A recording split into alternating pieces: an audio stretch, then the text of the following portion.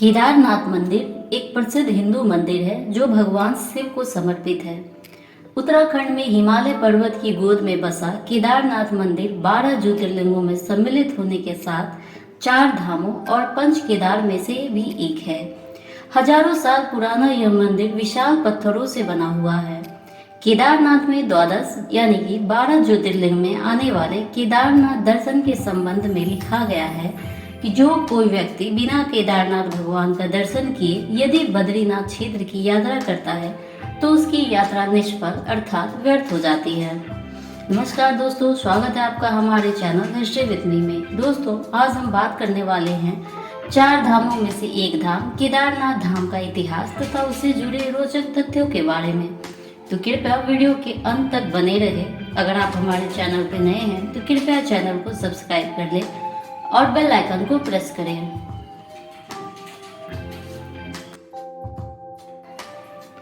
उत्तराखंड के हिमालय क्षेत्र में 4 धाम के नाम से बद्रीनाथ, केदारनाथ, गंगोत्री तथा यमुनोत्री प्रसिद्ध है। यह तीर्थ देश के सिर मुकुट में चमकते हुए बहुमूल्य रत्न है। इनमें बद्रीनाथ और केदारनाथ तीर्थों के दर्शन का विशेष महत्व है। केदारनाथ का ज्योतिर्लिंग 3584 मीटर की ऊंचाई पर स्थित है। पत्थरों से बने कत्यूरी शैली से बने इस मंदिर के बारे में कहा जाता है कि इसका निर्माण पांडव वंश के जन्मेजय ने कराया था। यहाँ स्थित स्वयंभू शिवलिंग अति प्राचीन है।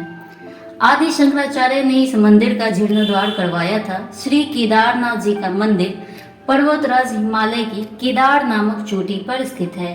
इस चोटी की पूर्व दिशा में कलकल करती अलकनंदा नदी के परम पावन तट पर भगवान बद्री विशाल का पवित्र देवालय स्थित है तथा पश्चिम में पुण्य सलीला मंदाकिनी नदी के किनारे भगवान श्री केदारनाथ विराजमान है। मौसम की स्थिति के कारण यह मंदिर अप्रैल अक्षय तृतीया से कार्तिक पूर्णिमा नवंबर तक ही खुला रहता है। सर्दियों के मौसम में केदारनाथ के भगवान शिव की मूर्ति को उखीमठ ले जाया जाता है और वहां 6 महीनों तक उनकी पूजा की जाती है।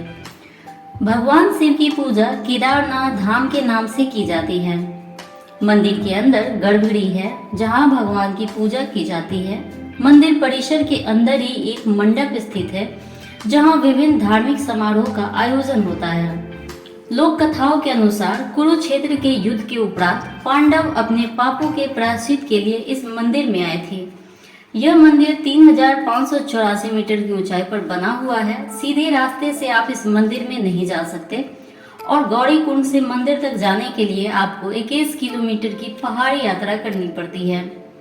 मंदिर तक जाने के लिए गौरी कुंड में टट्टू और मेनन की सेवाएं भी प्रदान की जाती है। साथ ही यह मंदिर 275 पादक पत्र स्थलों में से भी एक है। इस मंदिर की आयु के बारे में कोई ऐतिहासिक प्रमाण नहीं है, पर 1000 वर्षों से केदारनाथ एक महत्वपूर्ण तीर्थ यात्रा रहा है। वैज्ञानिकों के मुताबिक केदारनाथ मंदिर 400 साल तक बर्फ में दबा रहा, फिर भी इस मंदिर को कुछ नहीं हुआ। इसलिए वैज्ञानिक इस बात से हैरान नहीं है कि ताजा जल प्रलय में यह मंदिर बच गया। केदारनाथ धाम का इतिहास राजा भोज से जुड़ा है। विक्रम संवत 1076 से 1099 तक राज करने वाले मालवा के राजा भोज ने इस मंदिर को बनवाया था, लेकिन कुछ लोगों के अनुसार यह मंदिर 8वीं शताब्दी में आदि शंकराचार्य ने बनवाया था। बताया जाता है कि मौजूदा केदारनाथ मंदिर के ठीक पीछे पांडवों ने एक मंदिर बनवाया था, लेकिन वह मंदिर समय के साथ नष्ट हो गया। इतिहास के अनुसार इस मंदिर में उत्तम प्रकार की कारीगरी की गई है। मंदिर के ऊपर स्तंभों में लकड़ी की छतरी निर्मित है जिसके ऊपर तांबा मढ़ा गया है। मंदिर का शिखर भी तांबे का ही है, किंतु उस पर सोने की पॉलिश की गई है। मंदिर के गर्भगृह में केदारनाथ का स्वयंभू ज्योतिर्लिंग है जो अनगढ़ पत्थर का है। यह लिंग मूर्ति 4 हाथ लंबी तथा 1.5 हाथ मोटी है, जिसका स्वरूप भैंसे की पीठ के समान दिखाई पड़ता है। इसके आसपास संकड़ी प्रतिक्रमा बनी हुई है जिसमें श्रद्धालु भक्तगण प्रदक्षिणा करते हैं। इस ज्योतिर्लिंग के सामने जल, फूल, बेलपत्र आदि को चढ़ाया जाता है और इसके दूसरे भाग में यात्रीगण घी पोतते हैं। भक्त लोग इस लिंग मूर्ति को अपनी बाहों में भरकर भगवान से मिलते भी हैं। मंदिर की पूजा श्री केदारनाथ 12 ज्योतिर्लिंगों में से एक माना जाता है। प्रातः काल में शिव पिंड को प्राकृतिक रूप से स्नान कराकर उस पर घी लेपन किया जाता है। तत्पश्चात धूप दीप जलाकर आरती उतारी जाती है। इस समय यात्रीगण मंदिर में प्रवेश कर पूजन कर सकते हैं, लेकिन संध्या के समय भगवान का श्रृंगार किया जाता है। उन्हें विविध प्रकार के चित्ताकर्षक ढंग से सजाया जाता है।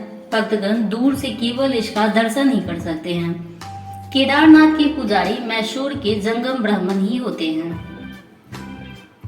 पंच केदार की कथा ऐसी मानी जाती है कि महाभारत के युद्ध में विजयी होने पर पांडव भ्रातृ हत्या के पाप से मुक्ति पाना चाहते थे। इसके लिए वे भगवान शंकर का आशीर्वाद पाना चाहते थे, लेकिन भगवान शंकर उन लोगों से रुष्ट थे। भगवान शंकर के दर्शन के लिए पांडव काशी गए, पर वे उन्हें वहां नहीं मिले। वे लोग उन्हें खोजते हुए हिमालय तक आ गए। भगवान शंकर पांडवों को दर्शन नहीं देना चाहते थे, इसलिए वे वहां से अंतर्ध्यान होकर केदारनाथ में जा बसे। दूसरी ओर पांडव भी लगन के पक्के थे। वे उनका पीछा करते करते केदार पहुंच ही गए। भगवान शंकर ने तब बैल का रूप धारण कर लिया और वे अन्य पशुओं में जा मिले। पांडवों को संदेह हो गया था, अतः भीम ने अपना विशाल रूप धारण कर 2 पहाड़ों पर फैला दिया। अन्य सभी गाय बैल तो निकल गए, पर शंकर जी रूपी बैल पैर के नीचे से जाने को तैयार नहीं हुए। भीम बलपूर्वक इस बैल पर झपटे, लेकिन बैल भूमि में अंतर्ध्यान होने लगा। तब भीम ने बैल का त्रिकोणात्मक पीठ का भाग पकड़ लिया। भगवान शंकर पांडवों की भक्ति दृढ़ संकल्प देखकर प्रसन्न हो गए। उन्होंने तत्काल दर्शन देकर पांडवों को पाप मुक्त कर दिया। उसी समय से भगवान शंकर बैल की पीठ की आकृति के पिंड के रूप में श्री केदारनाथ में पूजे जाते हैं। ऐसा माना जाता है कि जब भगवान शंकर बैल के रूप में अंतर्ध्यान हुए तो उनके धड़ का ऊपर का भाग काठमांडू में प्रकट हुआ। अब वहां पशुपतिनाथ का प्रसिद्ध मंदिर है। शिव की भुजा तुंगनाथ में, मुख रुद्रनाथ में, नाभि मध्यमदेश्वर में और जटा कल्पेश्वर में प्रकट हुए। इसलिए इन 4 स्थानों सहित श्री केदारनाथ को पंच केदार भी कहा जाता है। यहाँ शिव जी के भव्य मंदिर बने हुए हैं। इस ज्योतिर्लिंग की स्थापना का इतिहास संक्षेप में यह है कि हिमालय के केदार श्रृंग पर भगवान विष्णु के अवतार महातपस्वी नर और नारायण ऋषि तपस्या करते थे। उनकी आराधना से प्रसन्न होकर भगवान शंकर प्रकट हुए और उन्होंने उनके प्रार्थना अनुसार ज्योतिर्लिंग के रूप में सदा वास करने का वर प्रदान किया। यह स्थल केदारनाथ पर्वतराज हिमालय के केदार नामक श्रृंग पर स्थित है। जून 2013 के भारत के उत्तराखंड और हिमाचल प्रदेश राज्यों में अचानक आई बाढ़ और भूस्खलन के कारण केदारनाथ का सबसे अधिक प्रभावित क्षेत्र रहा। मंदिर की दीवारें गिर गई और बाढ़ में बह गई। इस ऐतिहासिक मंदिर का मुख्य हिस्सा और सदियों पुराना गुंबद सुरक्षित रहे, लेकिन मंदिर का प्रवेश द्वार और उसके आसपास का इलाका पूरी तरह तबाह हो गया।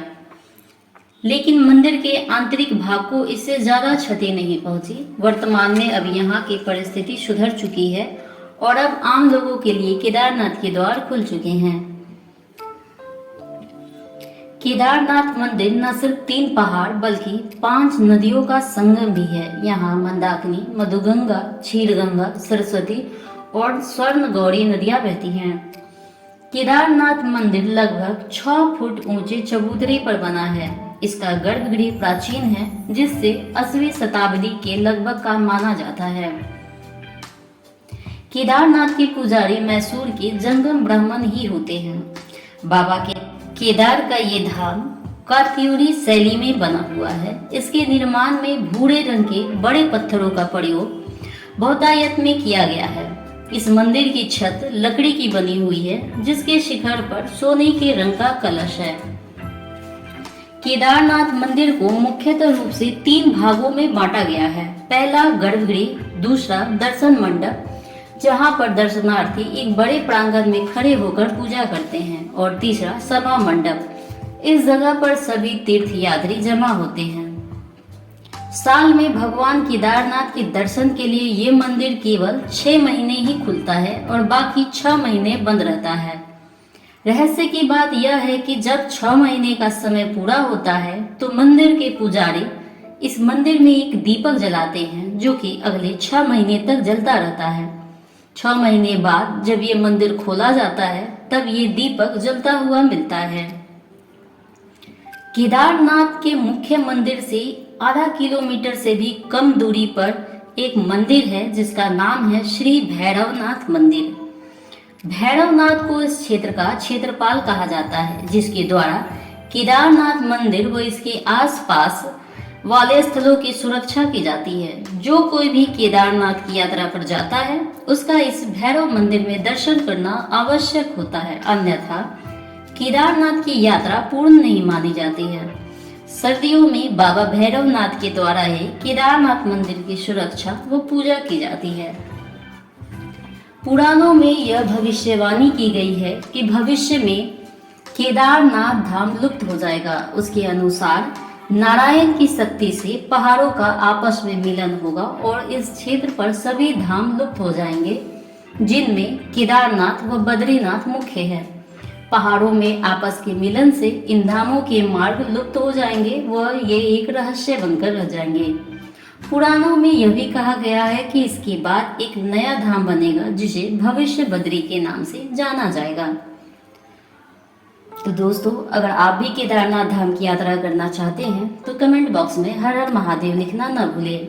वीडियो अगर पसंद आई हो तो वीडियो को लाइक और चैनल को सब्सक्राइब जरूर करें।